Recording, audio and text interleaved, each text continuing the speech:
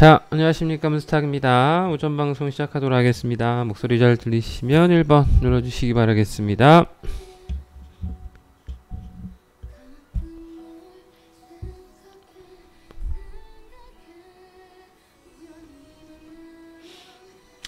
자, 어저께 좀 저녁에 제가 칼럼을 올려드렸는데 다들 보셨는지 모르겠습니다.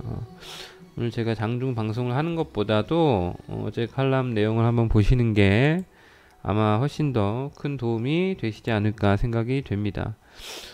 이 시장 전반에 대해서 한번 풀어드렸기 때문에 우리 회원님들이 앞으로 시장 대응을 어떻게 해야 될지 큰 방향성을 생각하는 데 있어서 도움을 얻으실 수 있을 거라고 생각이 됩니다. 그래서 칼럼을 못 보신 분들은 칼럼을 한번 꼭 보시기 바라요.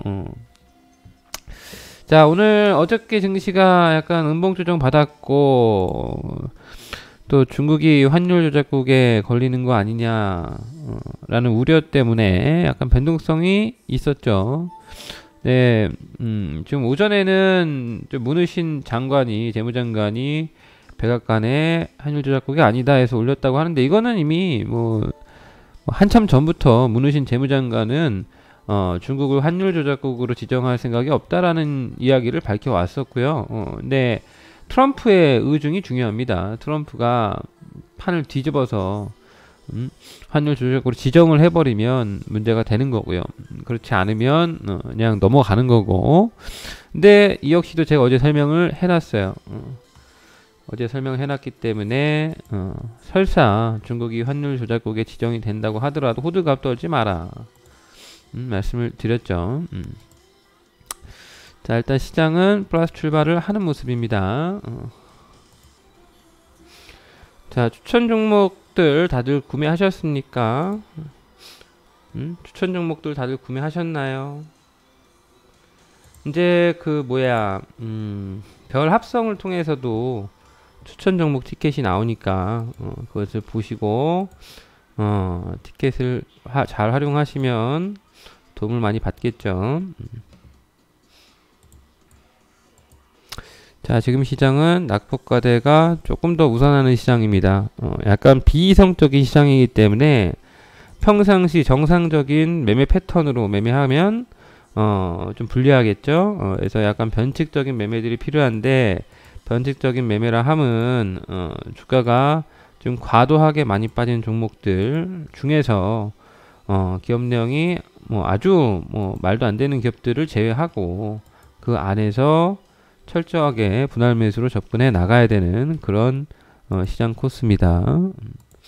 거기에서 나는 종목을 잘 못 고르겠다라고 하는 분들은 레버리지를 하시면 되는 거죠. 자, 일단 오전장은 조금 빠르게 움직임이 나오고 있는데 자신 있게 대응하면 됩니다. 사마 콘덴서 목표가가 왜 이럴까요? 어저께 9점이 67,000원인데 좀 적당선에서 팔아주세요. 어제 9점 쳤으면 목표가 좀 낮춰주셔야 되고, 이거 사마 콘덴서 매매하신 분들은 현재권부터 절반 정도는 팔아놓고 67,000원 넘어가면 아싸리 한 67,500원이든 이런 데에서 팔아요. 그게 낫잖아. 그렇게 대응들 하십시오. 3콘 매매하신 분들은 현재가 이상에서 절반 정도는 팔아놓고 나머지는 아예 어제 전고점이 확 넘어가서 더 차고 나가면 그때 차익을 해버리라고. 그게 정석적인 매매하는 방법입니다. 3차 체결된 종목도 있는 것 같은데 체크 좀 해주세요. 사마 콘덴서 같은 경우는 목표가 이게 만약 끌고 나간다면, 시장이 만약에 여기서 더 흔들리지만 않는다면 대략 72,000원대까지도 움직일 수 있습니다. 71,000원? 71,000원대까지도 시세가 나올 수 있다. 그건 알고 계셔요. 우리가 뭐 단타로 매매하는 거니까 대응을 하는 건데, 본전가를 기준으로 만약에 끌고 가고 싶다라고 하시는 분들은 그런 대응도 가능합니다.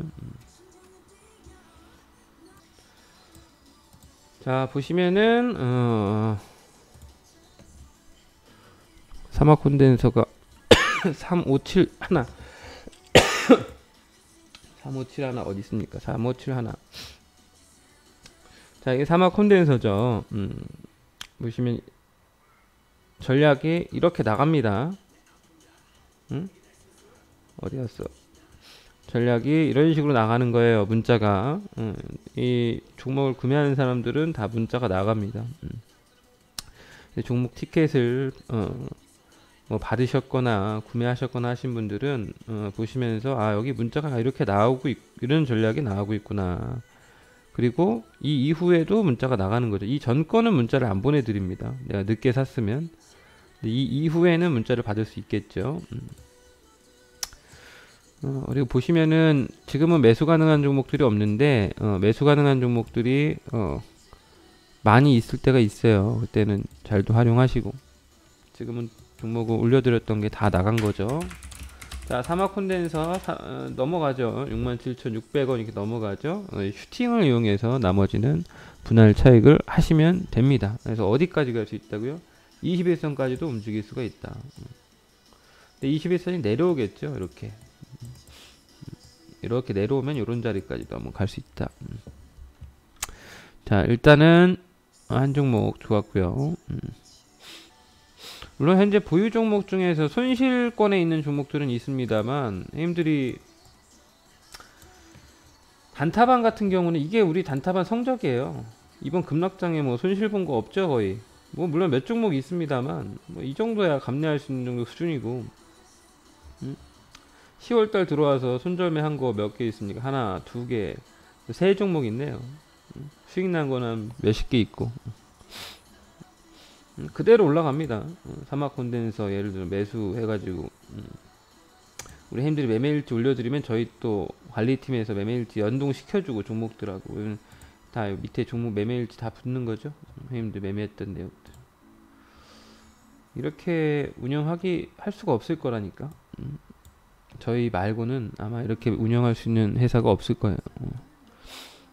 아, 주식 게임이요? 주식 게임은 일단은 만들어 놨는데 재미로 만들어 놓은 거고, 형님들이 너무 사행성으로 접근하시면 안 되고, 이거는 이제 만약에 저희가 이제 테스트를 해보고 이 컴퓨터라니까 깨지는구나.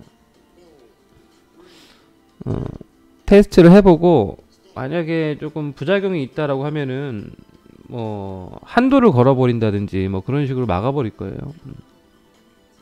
맞추는 게임이죠. 재미로만 활용하시고. 자, 시장은 뭐 변동성은 있었지만 제가 말씀드린 그대로입니다. 하방 경직 보여주면서 어제 제 칼럼 내용 혹시 보신 분들 1번 눌러보시겠어요? 칼럼을 봤다. 그 영상이어서 30분짜리 영상이거든요. 제가 어제 불과 몇 시간 전에 영상을 찍어놨기 때문에 똑같은 얘기 두 번 반복하기 싫은데 제 영상의 핵심 부분만 틀어드릴게요. 했던 얘기를 제가 지금 또 할 수 있겠지만 그러기엔 너무 입 아프고. 자, 영상 보시고요. 자, 좀 중요한 포인트를 말씀드리면 대략적인 상황들은 이제 우리가 알겠고, 지금 정확하게 어떤 시기냐, 중국과 미국 간의 무역 분쟁 이슈 다 알고 있는 거고, 우리가 지금 이렇게 급락이 나온 시점에서 어떻게 대응을 해야 될 것이냐. 제가 이제 칼럼들을 몇 번 적어드렸는데요. 7월 25일날 주가가 급락했을 때, 8월 13일날 주가가 급락했을 때도 칼럼을 적어드렸고, 10월 11일날 얼마 전이죠. 주가 급락했을 때도 제가 칼럼을 적어드렸어요.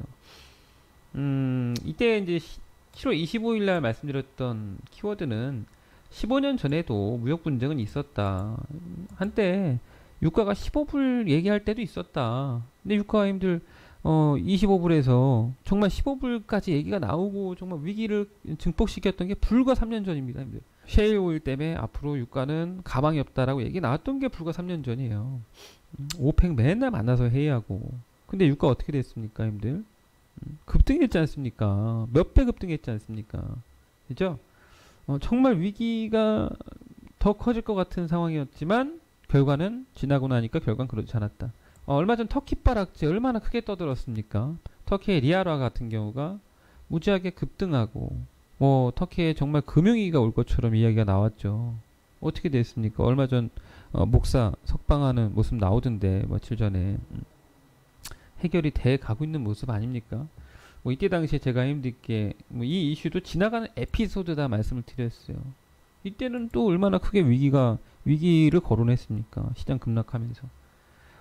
바로 얼마 전에 제가 힘들게 보여드렸던 게 이제 지수 급락이 들어왔는데 지금은 그 즈음이다라고 이거 링크 한번 볼까요? 한번 열어서 봅시다. 자, 이렇게 보시면은 이런저런 제가 이제 이야기를 하면서 7월 25일 날 칼럼의 결론이다. 치명적 악재가 발생한 것이 있느냐? 없다.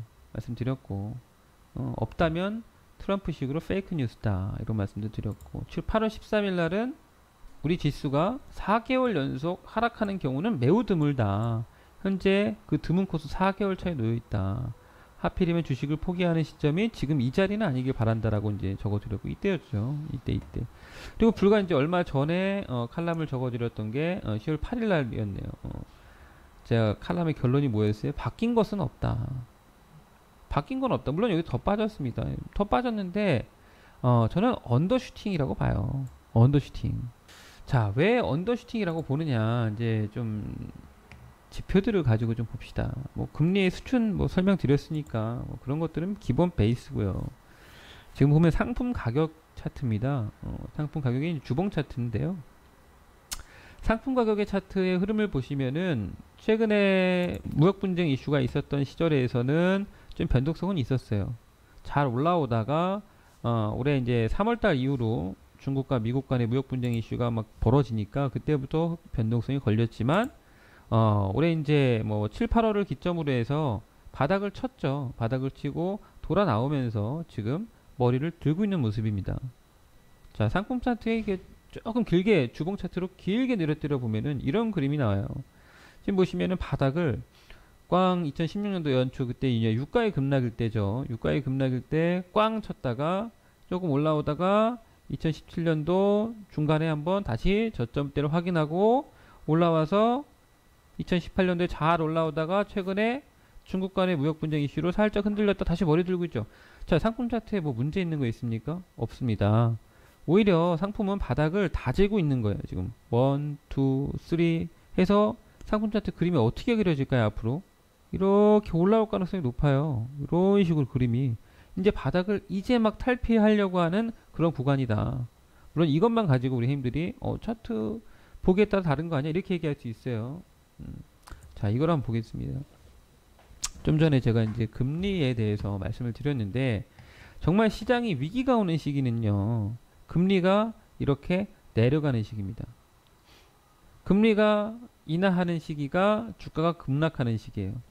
금리가 급격하게 이렇게 내려가는 시기가 주가가 급락하는 시기입니다. 자, 금리를 인상하는 시기는 어떤 시기입니까? 주가가 상승하는 시기입니다. 금리가 이렇게 올라가는 시기, 금리가 인상하는 시기는 주가가 상승하는 시기예요. 자, 지금 금리가 이렇게 인상을 하고 있지 않습니까? 제가 절대 금리 수준이 낮다라고 말씀을 드리고 있는 것은 중립금리가 3% 정도 되기 때문에 연준에서 지금 예고한 중립금리 수준이 3% 내외입니다. 그러면 내년도 하반기까지는 금리가 계속 올라간다는 거예요. 계속 올라가는데 증시가 앞으로 대세 하락으로 간다? 그렇게 예상한다라고 보기에는 다소 어렵다는 거죠.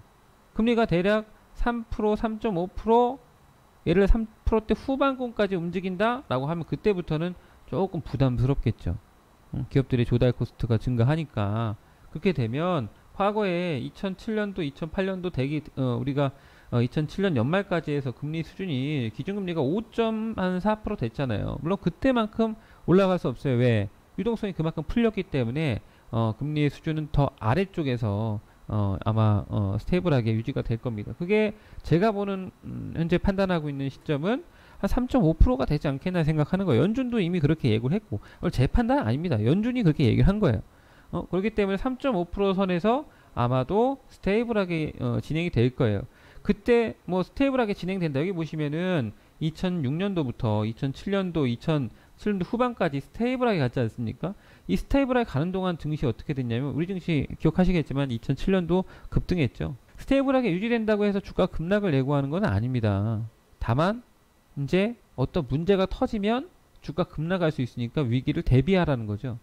그래서 제가 2007년도에 우리 회원님들께 앞으로 굉장히 연말쯤에 앞으로 굉장히 힘든 시장이 올 수도 있겠다, 그런 얘기들을 많이 드렸었어요. 그러면서 단기 매매하는 것들 요령들 잘 배워 두셔라, 이랬던 기억이 납니다.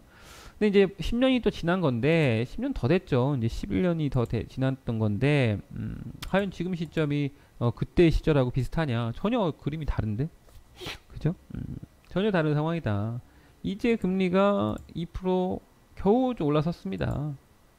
아직도 시간적 여유가 있어요. 자, 이것은 뭐냐면 S&P 500 지수와 이제 신흥국 지수를 비교한 비교 차트입니다.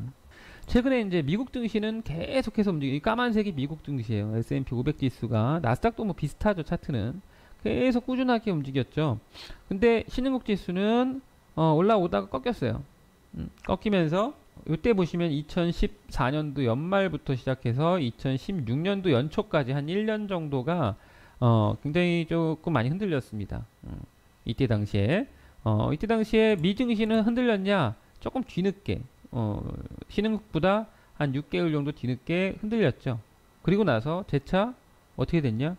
밟고 움직입니다. 다시 상승 전환됩니다. 그때 상승 전환되면서 어떻게 움직였냐면 신흥국 지수도 같이 따라서 움직였어요. 자, 올해 연초까지는 똑같이 움직였습니다. 미국 증시라든지 신흥국 지수가 똑같이 움직였는데 올해 3월달 기점으로 해서 방향이 바뀌었죠. 우리 증시를 비롯해서 신흥국 지수가 먼저 꺾였어요. 이때는 똑같아요. 2015년도랑 똑같습니다. 먼저 꺾였고, 그러면서 지금 1년 내내 하락을 하고 있지 않습니까? 그러면서 이제 미 증시가 이제 막 꺾였어요. 변동성이 이제 막 걸렸죠. 여기서 뭐 하루아침에 V자로 반등해서 다시 신고가가 난다, 그렇게 보기는 어려울 것 같고 시간은 좀 걸릴 겁니다. 하지만 지금 보시면은 미국이 꺾였지만 이것이 앞으로 대세 하락을 의미하느냐, 그렇게 판단해서는 안 된다. 이 뒤에 이때 있었던 2015년도 2016년도 초까지 이 그림을 갖다 붙이면 돼요. 그럼 지금은 어느 정도 지나간 겁니까? 대략 8분응선 넘어갔다라고 봐야 되는 거죠. 이 바닥을 다지는 과정은 있을 수 있어요. 미증시 여기서 조금 더 흔들릴 수도 있습니다. 하지만 뭐 금리의 수준이라든지 상품 가격의 어떤 안정세의 어떤 이런 내용들을 보더라도 여기서 방향이 바뀐다라고 예상하는 것은 조금 너무 성급한 판단이죠. 오히려 이 하락은 과거에 있었던 변동성 구간들과 비교했을 때 매수의 구간이다라고 판단하는 게 좀 더 합리적인 판단이 아닐까 생각이 됩니다. 자, 이것은 이제 신흥국 지수와 상품 지수 간의 이제 비교 차트입니다. 보통 상품 가격이 신흥국 지수가 급등하는 시절은 상품 가격이 급등하는 시절과 거의 일맥상통하죠. 상품 가격들이 굉장히 좀 빠른 시세를 보여준다고 했을 때 신흥국 지수도 굉장히 그의 어떤 보답하는 모습들을 보였어요. 상품 가격이 강하게 못 가니까 신흥국 지수도 미증시는 좋았지만 2011, 2012, 2013, 2014, 2015 그다지 좋은 그림이 아니었습니다. 미증시는 크게 영향을 안 받았습니다만 기타 다른 국가들에서는 영향을 많이 받았다는 거죠. 왜 그러냐면 미국은 제조를 하는 국가는 아니니까. 그죠? 미국은 달러를 수출하는 나라죠. 그러니까 막상 물건을 제조해서 판매하는 나라들 입장에서는 상품 가격들이 어느 정도 안정세를 취하면서 올라가 줘야 기업들의 실적도 좋아지고 그거에 힘입어서 이제 투자도 일어나고 이러는 거 아니겠습니까? 그래서 지금 이제 상품 가격 차트를 보시면은 최근 지수가 급락을 했음에도 불구하고 그렇게 많이 안 빠집니다. 왜? 워낙에 바닥권에 놓여 있기 때문에. 그러면서 1, 2, 3 바닥을 만들면서 상품이 이렇게 머리를 들기 일보 직전에 지금 놓여 있어요. 그러면 신흥국 지수는 어떻게 될 것이냐? 이렇게 하락은 했습니다만 여기서 미국의 무역 분쟁 이슈만 딱 끝나버리면 스프링처럼 튀어오를 가능성이 높다고 보여져요. 미중 간의 무역 분쟁 이슈만 끝나면 상품 지수를 비롯해서 신흥국 지수도 빠르게 올려칠 가능성이 높다. 그렇게 좀 판단이 됩니다. 자, 이런 것들은 이제 국제적인 내용들이고 우리나라에만 국한된 내용들은 아니지 않습니까? 자, 제가 우리나라에 딱 맞는 지표를 하나 보여드릴게요. 기업을 판단할 때 있어서 기업 가치, 내재 가치를 판단할 때 있어서 두 가지를 보게 됩니다. 첫 번째는 수익 가치가 어떻게 되는가, 두 번째는 자산 가치가 어떻게 되는가. 이 두 가지가 굉장히 중요한 내용이에요. 수익 가치라고 하면 돈을 얼마나 버느냐예요. 그죠? 돈 버는 속도로 얘기하는 겁니다. 자산 가치라고 하면 이 기업이 얼마의 담보 자산을 갖고 있느냐, 이걸 말하는 거예요. 이거는 이제 코스피 지수의 담보 가치를 우리가 볼 수 있는 지표인데요. 기업이라고 생각합시다. PBR이 대략 1배라고 하는 수준은 담보 가치가 1배라고 보시면 됩니다. 1배 이하 내려오면 담보 가치보다도 더 싸게 평가받고 있다라고 보시면 돼요. 예를 들어서 우리 회사에 현금이 한 500억 있고 그 다음에 땅을 시가로 판단하니까 한 300억 되고, 그 다음에 기계장비 내진 재고자산 이런 것들까지 포함해서 내 자산이 한 200억 있다. 그러면 그 회사는 얼마짜리입니까? 자산이 1000억짜리죠. 1000억짜리인데 이 종목이 시가총액 1000억을 평가받고 있다. 그럼 그게 PBR 1배라고 얘기하는 거예요. 내가 회사가 지금 당장 망해도 그 현금성 재산이라든지 당장 팔아서 나올 수 있는 땅이라든지 재고라든지 이런 것들을 내가 팔 수만 있다면 팔아서 본전을 찾아올 수 있다라는 게 PBR 1배라고 보시면 됩니다. 자, 우리나라의 PBR 현재 수준입니다. 0.93배 정도를 지금 위치해 있어요. 금융위기 때 2008년도 금융위기 때 PBR 밴드의 최하단이 0.89배였습니다. 지금 과연 우리 시장에 버블이 일어났습니까, 근데? 우리 시장이 정말 버블 때문에 무슨 문제가 터져서 앞으로 무슨 금융위기가 와야 되는 그런 상황일까요? 단지 우리나라의 경기가 안 좋다? 이건 내수 경기죠. 자영업자들이 힘든 거잖아요. 기업들은 해외에다 물건을 팔지 않습니까? 물론 내수 기업들 조금 피곤할 수 있겠지만 해외에다 물건 파는 기업들이 내수 경기랑 무슨 상관이 있습니까? 그거 별 상관 없어요. 그래서 지금 중요한 건 이런 지표들을 보게 되면 역사적인 최하단권에 놓여 있다 라고 하는 점이에요. 좀 이해가 좀 되셨나요? 어제 제가 올려드렸던 칼럼 내용들이 좀 이해가 되셨으니까 최대한 우리 회원들 눈높이에서 자료들을 만들고 했는데,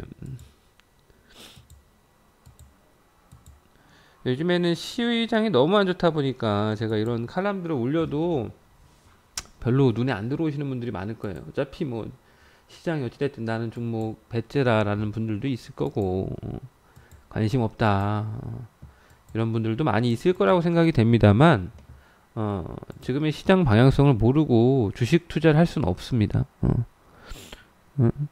지금 시장 방향성을 정확하게 모르는 채로 주식 투자를 할 수는 없다. 장기 보유 내지는 버티더라도 뭘 알고 버텨야지 모르고 버틸 수는 없잖아요. 그죠?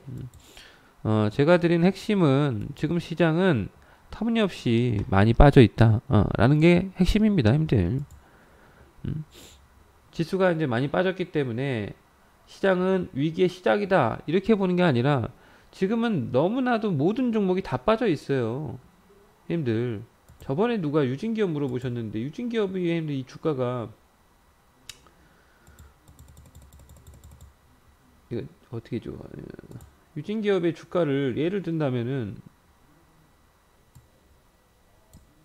유진기업의 시가총액이 지금 얼마입니까 이거? 4,600억이네. 4,600억짜리 회사가 자본 총계가 7,400억. 이거 순자산입니다, 힘들. 지배주주 자산만 본다 하더라도 7,200억 2분기까지. 그런 기업이 뭐 적자를 보느냐? 그렇지 않아요. 매년 흑자도 뭐 대규모 흑자를 보고 있잖아요. 그죠? 이게 3년 전과 같은 회사냐? 전혀 다른 회사입니다, 힘들. 3년 전에 5,700억, 5,800억 하던 자산이 지금 7,000억대로 넘어갔죠. 그러면 올해 하반기 되면 8,000억 찍겠죠. 그럼 회사는 몇 프로 커진 거예요? 회사는 30% 커진 거예요. 2004년, 2005년도에 비해서 회사는 30%가 뭡니까? 40% 이상 커지는 거죠. 올 연말 지나면. 회사는 커졌다고. 그런데 주가는 뭐 얼마나 커졌습니까? 안 커졌습니다. 음. 3년 전, 4년 전에 비해서 안 커진 거 별로 없어요. 그대로 유지하는 거지. 주가는 계속 올라가야 돼. 왜? 회사는 커지고 있으니까. 근데 올라가는 주가 상승폭이 작죠. 근데 잘 보시면은 이거를 비교해서 아까 자산 가치와 비교해서 이제 본다면은 7천억대가 넘어가는 지금 보면은 7,200억이라 그랬잖아. 그죠? 7,200억짜리 회사인데 시가총액 4천억대 평가받고 있다. 그러면 이 회사는 비싼 겁니까? 싼 겁니까? 담보 가치가 이렇게 많은데 지금 자리에 주가가 빠진들 이거를 흔들려야 되겠습니까? 아니면 더 사야 되겠습니까? 아니면 버텨야 되겠습니까? 이런 것들에 대한 판단 기준이 없으면 흔들릴 수 있고 어려워하는 게 뭐 정상이긴 한데 이런 내용들을 안다면 설사 주가가 흔들리더라도 버텨낼 수가 있다. 이런 게 없는 기업들은 불안하죠. 시장이 안 좋을 땐 담보 가치가 없는 담보 자산이 좀 부족한 기업들은 불안할 수밖에 없는 거고 그건 어쩔 수 없어요. 네, 담보되는 자산이 있는 그런 기업들은 설사 물리더라도 버텨낼 수 있는 힘이 생긴다. 그리고 버티면 올라옵니다. 결국엔 그렇게 이제 보셔야 되고 자 지수 지금 이제 조금씩 머리를 좀 당겨 놓고 있어요. 지수에 뭐 제가 어제 아까 영상의 말미에 지수가 어디까지 빠질까요? 라는 얘기를 했습니다. 제 말미에 지수가 과연 어디까지 빠질까요? 그런 얘기를 하면서 제가 보기엔 빠질 자리도 별로 없다 이렇게 말씀을 드렸는데 빠질 자리가 별로 없는 게 정답이에요. 아까 PBR 밴드의 하단부 봤잖아. 얼마나 쌉니까 지금. 아니 무슨 금융위기 왔을 때랑 비슷해 수준이. 우리나라 증권 시장에 기업들의 PBR 수준이 과거 금융위기 왔을 때랑 비슷합니다. 근데 지금 금융위기 왔을 때랑 비교할 수 있는 그런 수준인가요? 그때는 금융위기 왔을 때잖아. 지금 무슨 금융위기입니까? 위기가 왔어? 우리나라에 어떤 위기가 온 게 있습니까? 위기 없어요. 위기 없어. 약간의 위험 시그널들은 있습니다만 위기가 온 거 아닙니다. 근데 위기가 온 수준까지 내려왔단 말이지. 위기의 그 끝자락 금융위기가 터져서 막 바다다다닥 해서 주가가 바닥을 쳤을 때 있잖아요. 그 수준까지 내려와 있다고. 기업들의 어떤 밸류에이션이. 그러니까 뭐 주가가 빠지면 이제 대세 하락 시작한다라고 함부로 얘기하면 안 돼요. 물론 그렇다고 해서 뭐 헛된 희망 고문을 할 필요는 없겠죠. 우리 힘들한테 앞으로 뭐 증시가 좋을 거다라는 아무런 근거 없이 희망 고문해서는 안 됩니다. 그것도. 근데 지금은 그냥 팩트. 지금 과거에 있었던 내용들을 토대로 우리 미래를 어쨌든 과거를 토대로 예측하는 거 아니겠어요? 과거를 토대로 예측을 해봤을 때 과연 지금 수준이 어느 정도 수준까지 내려온 것이냐, 그리고 앞으로 얼마나 더 안 좋은 일이 있을 것이냐. 제가 이제 PPT 어제 이제 보여줬던 PPT 자료에서 이런 얘기를 했죠. 주가 변동성이 10년 안에 두 번째로 많은 한 해가 2018년도입니다. 근데 이렇게 그 변동성이 컸을 때 이후에 변동성이 연속적으로 계속 커지는 시기는 거의 없다. 없다고. 2011년도에 무지하게 변동성이 심했던 한 해입니다. 이때가 10년 내 가장 변동성이 심했던 시점이에요. 그 남유럽 위기였을 때죠. 그리고 나서 그 다음에 변동성은 현격히 줄었죠. 15회까지 변동성이 생긴 다음에 그 다음에는 4회, 그 다음에는 2회, 그 다음에는 1회. 그 다음에 2015년도 주가 급등 나온 다음에 급등 후에 변동성 나왔지 않습니까? 변동성이 1년간 7회가 나왔어요. 7회 나오고 그 다음에 4회, 그 다음에 작년이었죠? 0회. 변동성이 작년에 없었습니다. 그 다음에 이제 올해 또 변동성이 세게 걸렸어요. 자, 올해 현재 8번 변동성이 걸렸는데 이 변동성이 내년도엔 더 커지고 내후년도에 더 커지고 이런 어떤 위기 어떤 그런 흐름이 오냐고. 그런 흐름이 온다고 생각하시는 거예요? 그렇지 않을 거라는 거예요. 올해 위기가 이렇게 변동성이 크게 벌어졌잖아요. 내년도는 줄어든다고. 변동성이. 내후년도는 더 줄어들 가능성이 있겠죠. 그러면서 그때 한번 대형 또 위기가 올 수 있겠지. 한 2, 3년 뒤에. 뭐 2년 뒤가 됐든 3년 뒤가 됐든 모르겠지만. 금리의 수준을 봤을 때 그 시기가 진짜 위기의 시점이지 지금 시기에서 위기가 벌어져서 이게 막 더 커지면서 내년 내후년에 주가 급락 오니까 주식 다 대피해라 이렇게 말하는 거는 그냥 너무 단편적인 면만 보고 시장을 해석하는 거다. 그렇게 봐야 돼요. 자, 사막 콘덴서 잘 가네요. 사막 콘덴서 잘 가네요. 그죠? 오전에 말씀드리길 많이 가면 어디까지 갈 수 있다고요? 7만 뭐 1,000원대까지도 움직일 수 있다 말씀드렸죠. 뭐 지금 현재 뭐 7% 이상 시세가 나오고 있는데 뭐 이런 거는 전형적으로 저승사자 패턴이죠. 저승사자 패턴에서 요 자리가 매수 자리인 거예요. 요 자리가 이 자리가 매수 자리다. 근데 이렇게 지금 움직인 종목이 사막 콘덴서 같은 패턴의 종목이 무지하게 많습니다. 지금 무지하게 많아요. 그러니까 뭘 골라 잡아도 다 돈 벌 수 있는 지금 시점인 거죠. 어떻게 보면. 근데 이걸 가지고 거꾸로 위기의 시작이니까 도망가야 된다. 이렇게 판단해 버리면 완전히 전혀 다른 전략이 나가야 되는 거야. 그렇잖아요. 지금을 기회로 보느냐 아니면 위기의 시작으로 보느냐에 따라서 전략이 판약이 달라집니다. 너무 극과 극의 얘기잖아요. 근데 우리 해임들은 어쨌든 뭐 저를 믿고 가시는 분들이 대부분일 테니까 제 판단을 많이 존중하실 텐데 제 판단은 그래요. 지금은 아직 그 뭐 시장에서 얘기하는 위기 뭐 이런 것들과는 거리가 좀 있습니다. 중국과 미국 간의 무역 분쟁 이슈만 딱 끝나봐 어떤 일이 벌어지는지 날개 달아버립니다. 증시는. 물론 그 시점이 언제냐 전 몰라요. 어떻게 합니까 그걸.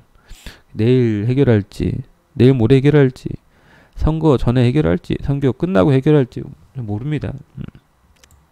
뭐 그 뒤에서 거래가 되고 있는 내용들까지도 알면 좋겠습니다만 뭐 제 영역이 아니고 다만 이제 과연 이 문제를 언제까지 끌고 갈 것이냐 라고 봤을 때 계속 끌고 가기에는 서로 정치적인 부담이 크다고 생각이 되거든요. 물론 현재로서는 트럼프가 우위에 있는 것은 분명합니다. 중국이 수세에 몰리고 있는 거죠. 근데 한쪽이 완전히 죽을 때까지 패? 그러진 않는다는 거지. 어느 정도 선에서는 이제 타협점을 만들어서 해결을 하려고 하지. 이거를 진짜로 무슨 전쟁을 하자 해서 진짜 그러다가 서로 간에 문제 해결 안 되면 전쟁 나는 거잖아요. 거기까지 가지 않는다는 거예요. 거기까지 가지 않을 가능성이 높다는 거죠. 상식적으로.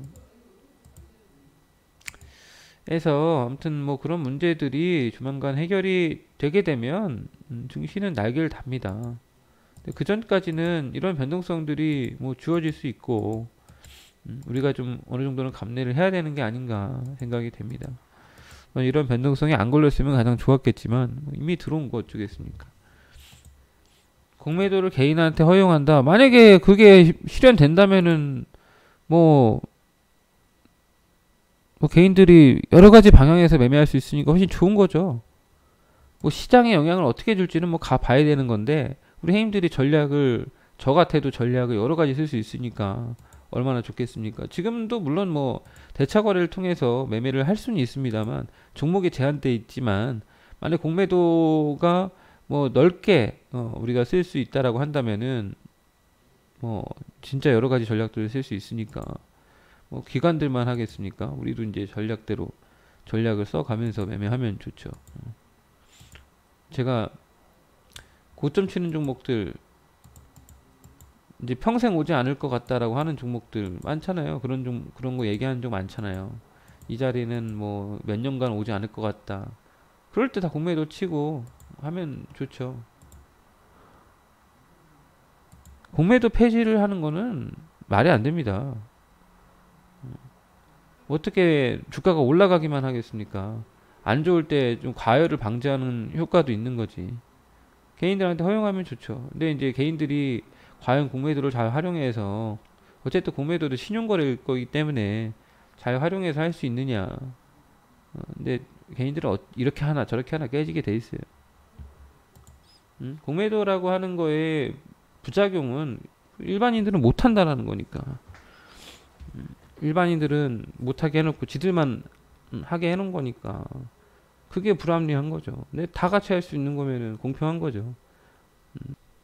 별로 영향 없을 거라고 봅니다. 물론 뭐 이슈는 되겠습니다만 별로 영향이 없을 거라고 보고 지금 일각에서는 민주당이 당연히 이기는 것처럼 얘기가 나오잖아요. 근데 폭스뉴스 같은 데서의 어떤 여론조사를 보게 되면 트럼프 공화당 쪽으로 이야기가 나옵니다. 그래서 여론조사를 믿을 거는 좀 못 된다. 왜냐면 트럼프 당선도 여론조사에서는 지는 걸로 나왔었잖아요. 뭐 민주당이 되게 되면은 아무래도 뭐 이런저런 태클은 걸 수가 있겠습니다만 그렇다고 해서 뭐 트럼프가 뭐 가고자 하는 방향을 꺾거나 그러지는 않을 거라고 보고 물론 이제 좀 아쉬운 거는 일정들이 많이 뒤로 미뤄졌다라는 게 아쉬운 거죠. 일정들이 뒤로 미뤄졌다. 근데 툭 까놓고 얘기를 해봅시다, 님들. 예를 들어서 에버다임이다. 예를 들어 에버다임이다라고 예를 들어서 얘기를 해봅시다. 대북 이슈가 여기 이거였거든요. 대북주 이슈가 이거였어요. 그죠? 그리고 나서 주가가 여기 왔어요. 자, 이거 없었다고 치자고. 대북 없었다고 치자고. 대북 관련돼서 뭐 트럼프랑 만나는 거 없었다고 이렇게 치고 주가가 여기서부터 여기까지 빠진 거죠. 2017년도에 고점을 치고 이렇게 빠져 있는 거예요, 지금. 이게 지금 대북주 이슈가 있어야만 갈 수 있는, 반등할 수 있는 자리입니까, 지금이? 1년 반 동안 주가가 빠진 건데. 그러면 14,000원짜리 회사가 7,000원이 됐다. 그럼 기업이 반토막 났느냐? 기업의 내용이 반토막 났느냐? 이것도 한번 같이 봅시다.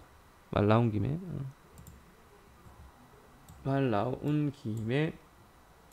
자, 에버다임이 시가총액이 1200억이에요. 시가총액이 1200억인데 이놈의 자산을 보면은 1900억, 2000억짜리 회사입니다. 그죠?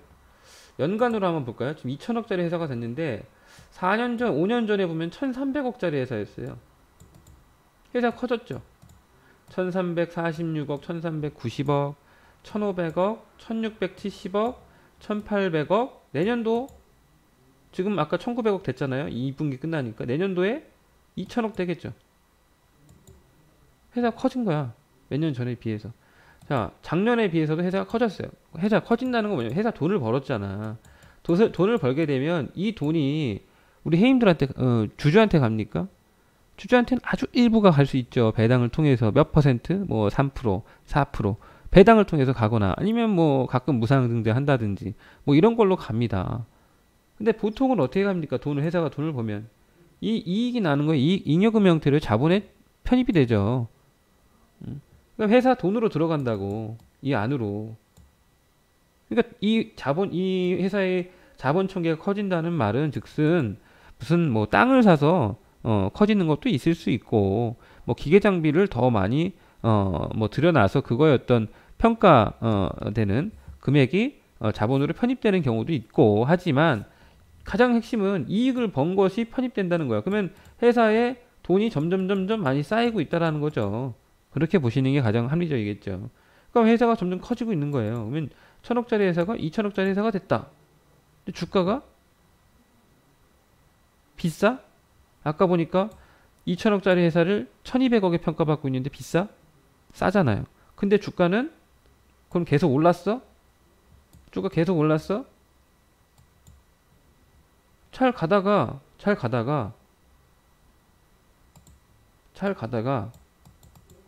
다시 내려왔잖아요. 몇 년 전으로. 3년 전, 4년 전으로 회귀해버렸다는 거지.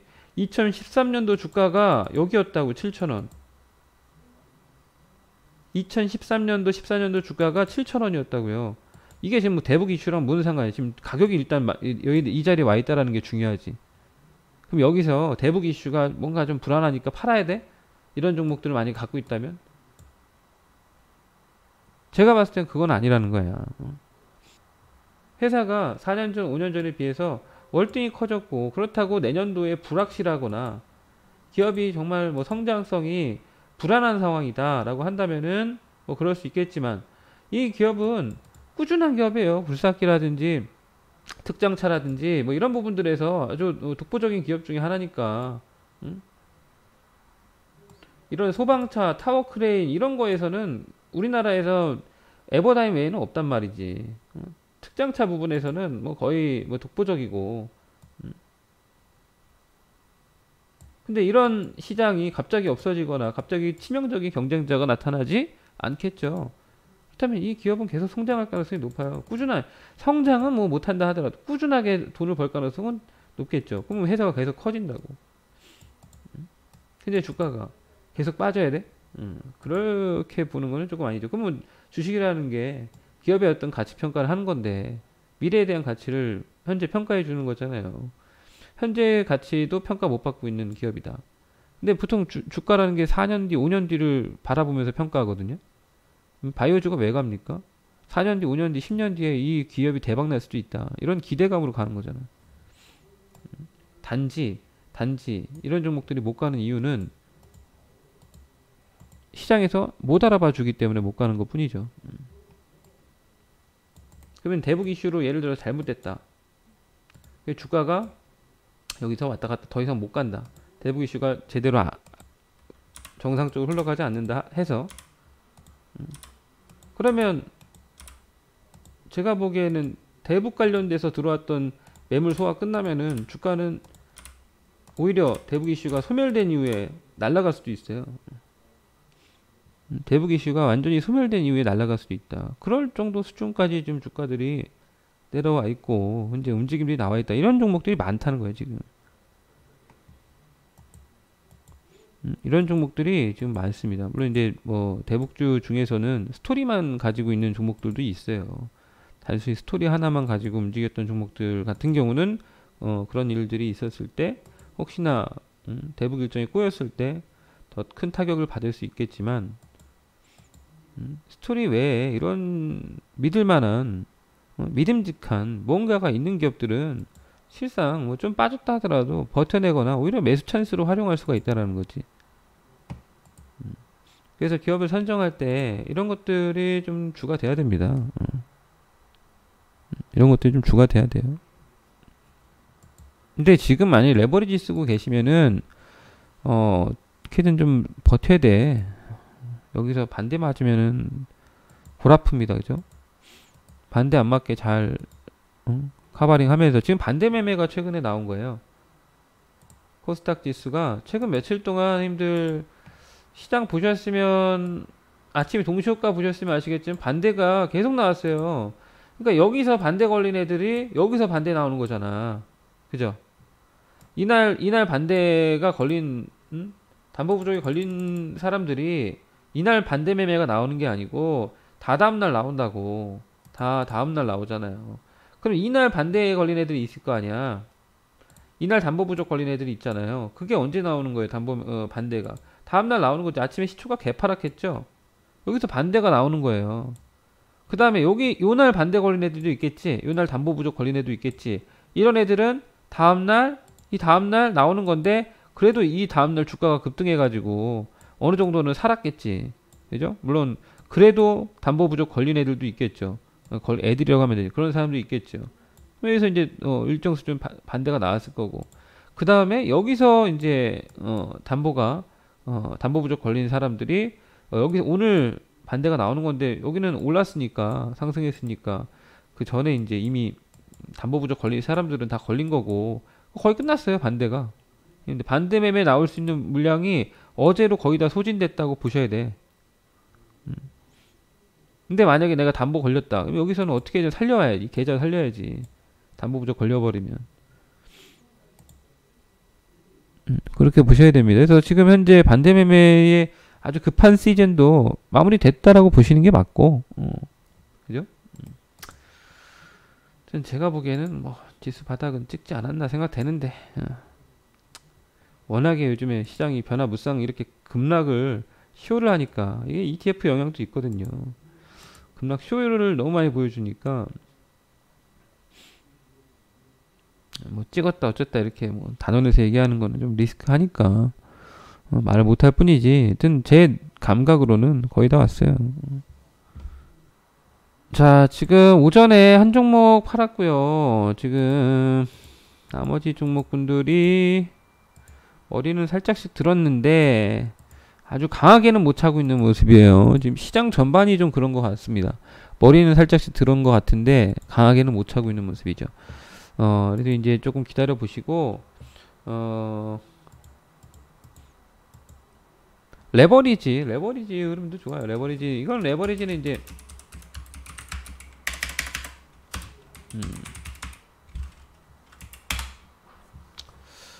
코스닥 150 레버리지 같은 경우는 어저께 이렇게 조정받을 때가 사실은 매수 찬스죠. 매수 찬스고, 이렇게 오늘자에서 뭐 얼마큼 만들지 모르겠지만 이렇게 해서 윗꼬리 살짝 만들지는 모르겠어요. 근데 아마도 이렇게 끌고 나올 가능성이 높다. 그러면 지수가 좀 더 차고 나온다는 거지. 끌고 나올 가능성이 높다. 그래서 이런 구간들이 지날 때가 다 이런 구간들입니다. 이제 이런 구간들, 여기서 우리가 샀었지, 레버리지. 예전에 여기서 레버리지 한번 매매했었고, 이렇게 한번 이틀 올라왔다가 눌렸다가 또 이렇게 차고 나왔잖아. 그러니까 좀 올랐다가 눌렸다가 이렇게 해서 꽝 하고 하면 차고 나올 가능성이 있다는 거야. 이런 식으로 차고 나오면은 단타는 한번 팔아주고, 뭐 끌고 가시는 분들이야 뭐 기준선 설정하고 가면 되는데, 단타들을 한번 팔고 또 눌리는 종목들 사고, 뭐 이런 식의 대응들을 하시면 될 것 같다. 그렇게 보여집니다. 자, 9시 53분입니다. 일단은 오전 마이크는 여기까지 하도록 하겠습니다. 뭐 특별한 거 없고, 님들 오늘 제가 시장 어제 칼럼 내용들을 보여드리고 했기 때문에 심리적으로만 조금 안정감을 좀 드리도록 하고, 너무 쫄지 마세요. 너무 긴장 안 해도 된다. 이런 변동성 정말 많이 겪었습니다. 물론 그 변동성 중에서도 최근 변동성 굉장히 큰 건 뭐 사실이에요. 뭐 조금 크다 차이지, 크다 작다의 차이 뿐이지, 이런 변동성은 무수히 많이 있었다. 그리고 이 변동성이 지나면 다들 또 좋은 시절이 또 옵니다. 그래서 안 좋은 시절이 있어야 또 좋은 시절이 있는 거고요. 좋은 시절 전에는 항상 안 좋았고, 그렇게들 생각하시면서 편안하게 시장 대응하십시오. 자, 여기까지 하도록 하겠습니다.